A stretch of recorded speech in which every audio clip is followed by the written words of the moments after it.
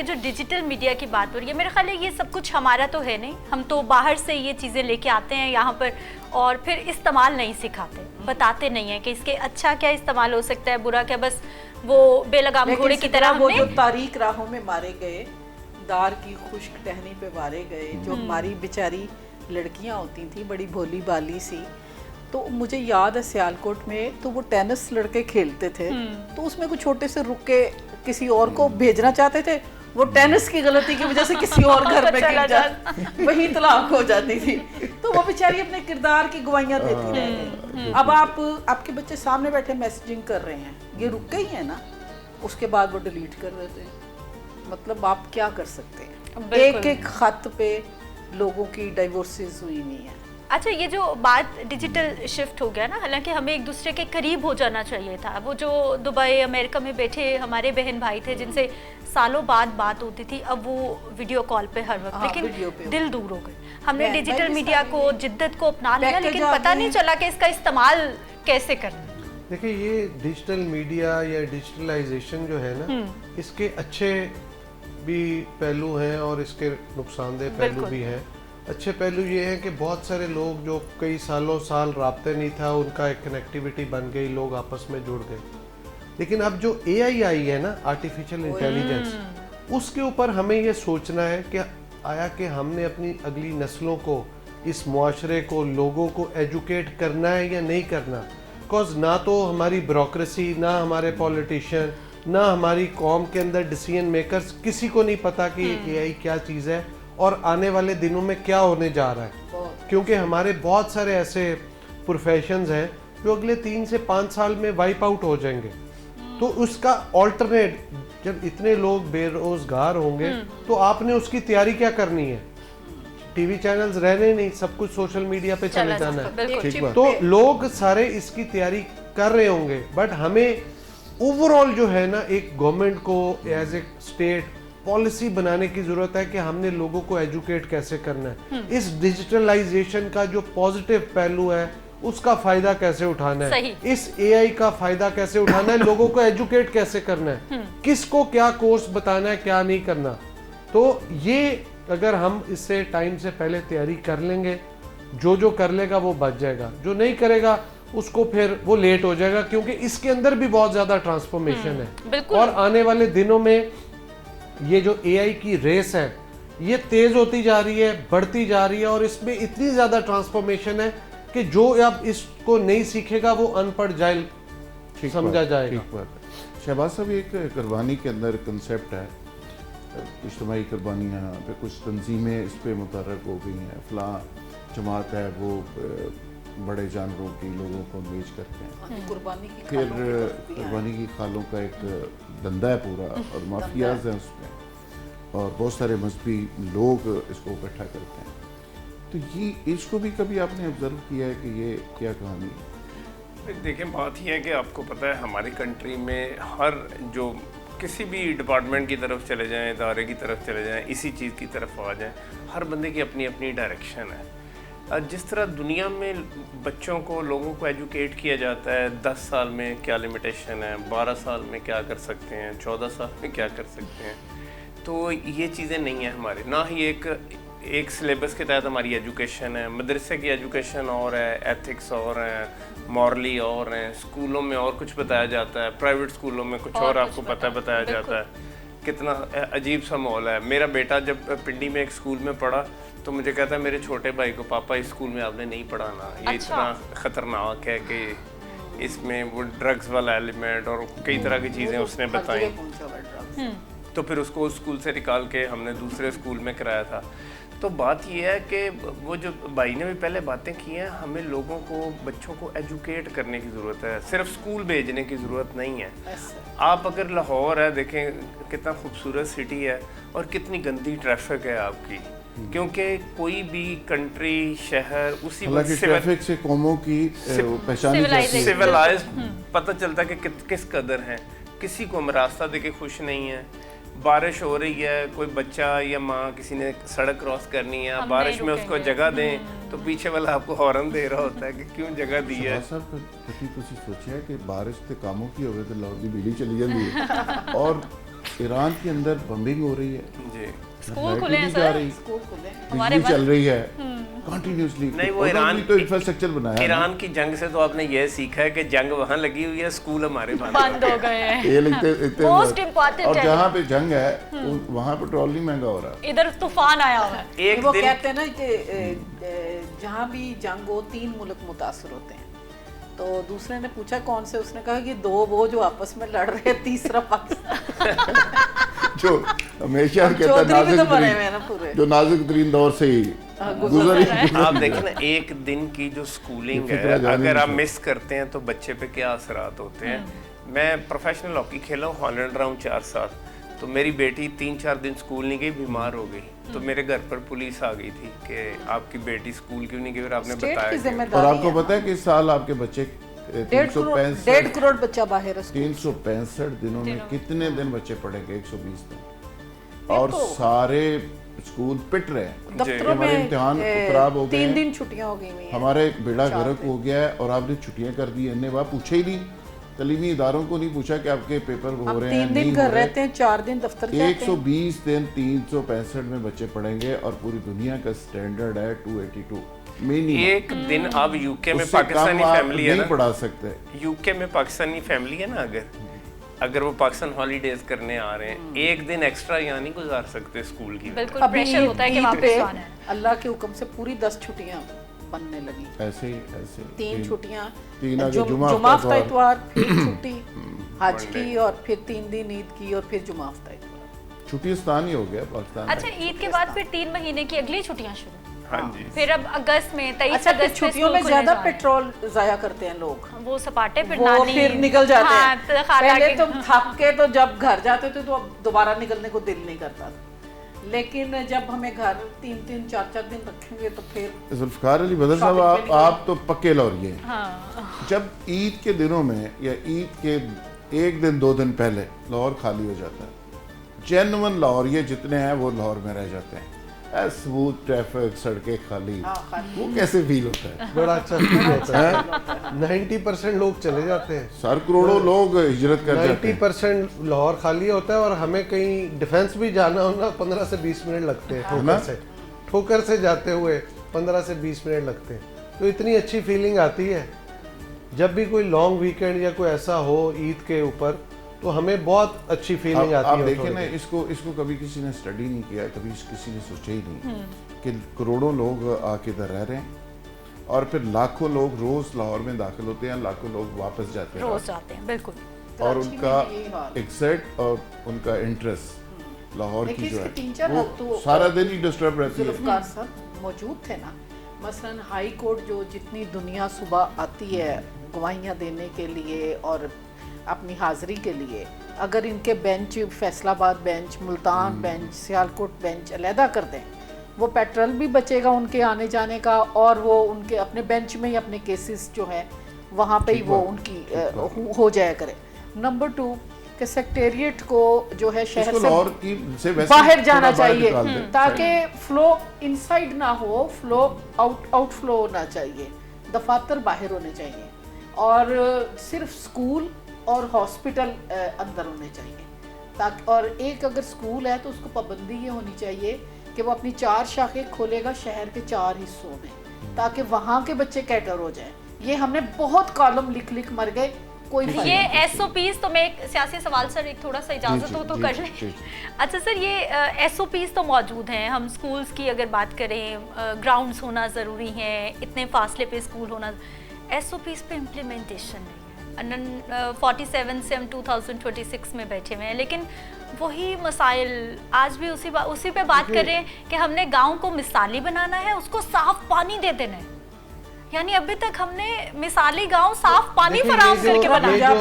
یہ جو problem start ہوا نا، جی جب سے فورن فنڈنگ آئی اور پرائیویٹ انسٹیٹیوشنز کا ایگزسٹنس ہوا، تو وہاں پہ پھر پرائیویٹ سکول سسٹم جب آئے تو انہوں نے کوشش کی کہ پرائیویٹ سکول کو جو ہے وہ گرو کرنا چاہیے، اور سرکاری سکول جو ہیں وہ ان کو پٹھا بٹھا دیا جائے. تو اب دیکھیں سرکاری سکولوں کی تعداد ہے کوئی 52 سے 55 ہزار پورے پنجاب میں، اور ایگزسٹ کتنے کرتے ہیں آن گراؤنڈ, کس کی عمارت ہے, کہاں پہ بچے پڑھتے ہیں, ایسے چند جو ہے. لیکن پرائیویٹ اسکول سسٹم لوگوں کے گرو کر رہے ہیں, لوگ اپنا کما رہے ہیں, وہیں سے لوگوں نے گرو کر کے اپنا جو ہے اسٹیبلشمنٹ قائم کی. اسی طرح آپ دیکھیں کہ پانی, بچپن میں ہم اپنے گھر کے نلکے کا پانی پیتے ہوتے تھے, تو پچھلے 20 سال میں دیکھ رہا ہوں کہ ہمارے گھروں میں پانی کی بوتلیں آتی ہیں.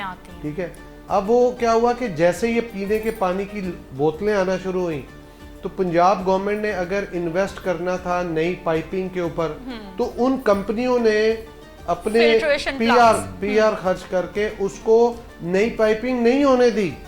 تو یہ ہمارا گورننس کا سسٹم لیک کرتا ہے. ہمیں اوور آل جو ہے, یہ صرف کسی ایک کا نہیں, اوور آل جو پرائیویٹ آرگنائزیشن ہے جو کہ معاشرے کے اندر اوور آل تبدیلی کی بجائے اپنے بزنس کو زیادہ فوکس کرتے ہیں, بلکہ سوسائٹل جو امپیکٹ ہے بہتری کی طرف جاتے ہوئے اس کے اندر رکاوٹیں حائل کرتے ہیں.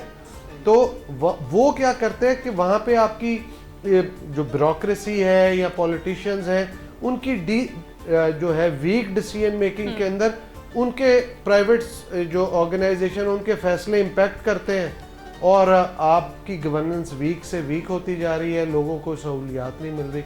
یہی وجہ ہے کہ یہاں پہ جو اسکول ہے, آپ دیکھیں 1-2 بڑے اسکول سسٹم کے ساتھ اب ہر گلی محلے میں کہاں پہ 10 مرلے یا کنال کا گھر ہے وہاں پہ ایک اسکول کھلا ہوا ہے, اور وہاں پہ رش ہوگا. کوئی ڈسپلن نہیں ہے, کوئی کچھ نہیں, کہ بچے کو جو اسکول ہے وہاں پہ کوئی گراؤنڈ ہونی چاہیے, کوئی ان کا کھیلنے کا مقصد ہونا چاہیے, کوئی اور چیزیں ہونی چاہیے, بچوں کی ایکسٹرا کریکولر ایکٹیویٹیز ہونی چاہیے.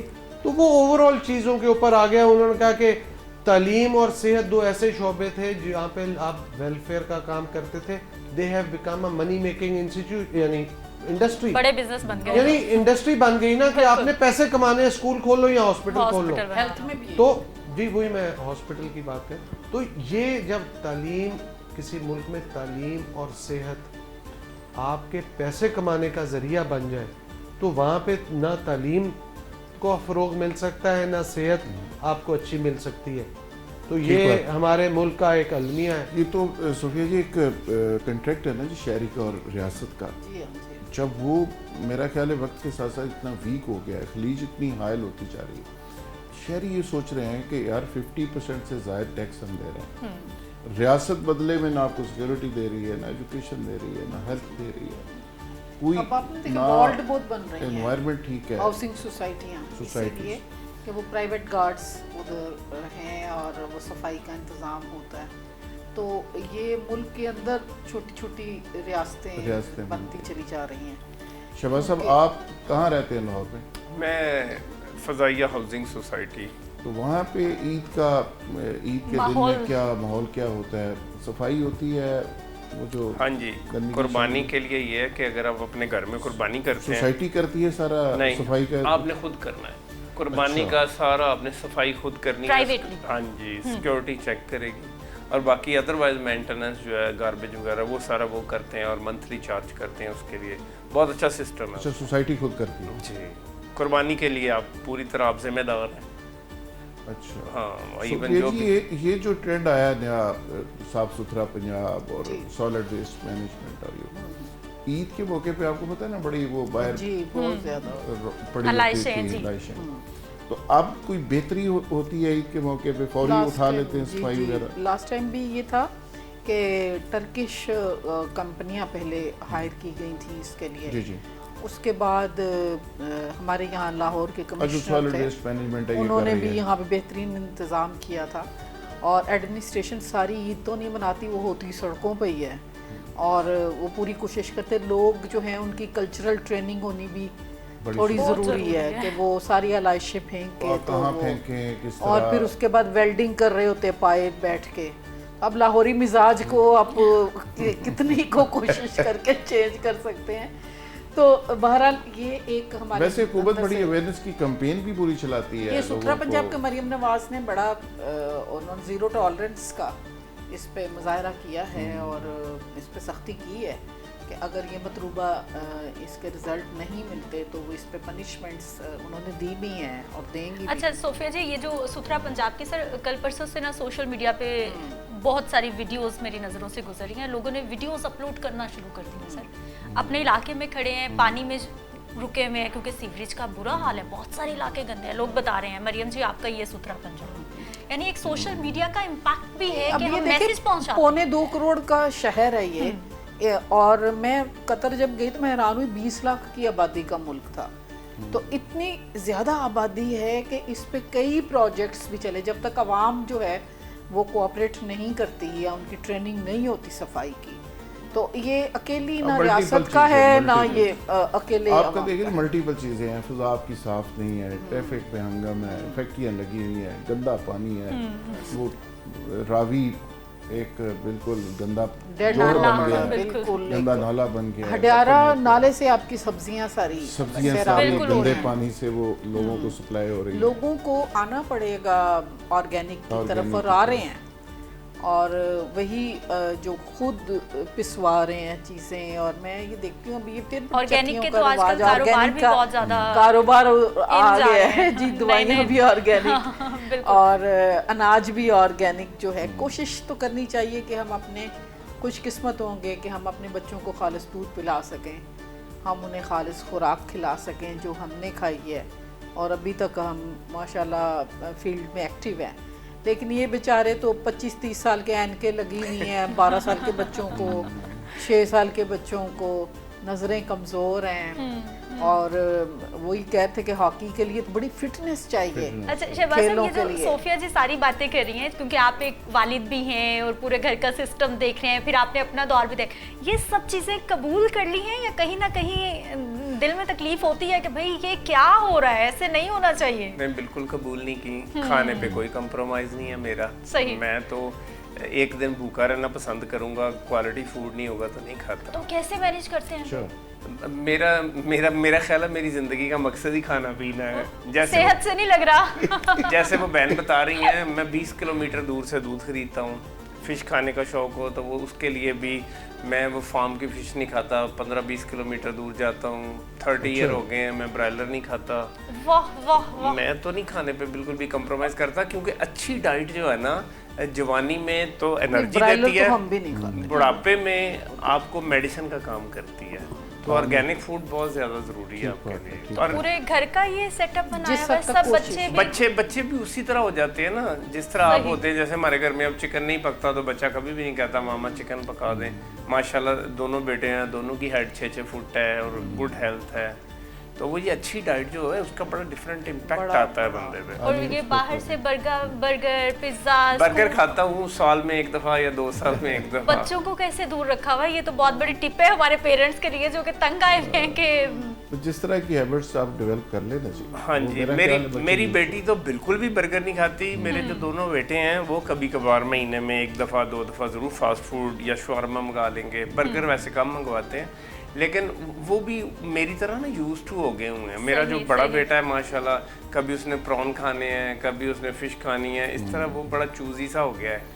ابھی اس نے ایک انٹرویو بھی دیا ہے بڑے چینل کو، تو اس میں بھی وہ بتا رہا تھا کہ مجھے پاپا کی یہ ہیبٹ نہیں پسند جو مجھے کہتے ہیں جنک فوڈ کی طرف نہ جاؤ، اور میں ڈفرینٹ طرح کے کھانے ٹرائی کرنا چاہتا ہوں. تو یہ ذوالفقار راحت صاحب، سر ایسی محفل اور اس طرح کی باتیں، گفتگو، کبھی سوشل میڈیا، سیاست، زندگی، آرگینک لائف، میرا خیال ہے بہت ساری باتیں ہو سکتی ہیں، لیکن ہمیں اجازت لینی ہوگی. لیکن اس سے پہلے اپنے مہمانوں سے میں چاہوں گی کہ ایک عید کے حوالے سے میسج ضرور دیں. شہباز سینئر صاحب، سر کیا کہنا چاہیں گے دیکھنے والوں کو؟ میں یہی کہوں گا کہ یہ قربانی کی عید ہے، تو اس پہ ہمیں سیکھنا چاہیے کہ کیسے سیکریفائز کرتے ہیں، کیسے ایک دوسرے کے کام آتے ہیں، ایک دوسرے کا خیال کرتے ہیں، احساس کرتے ہیں.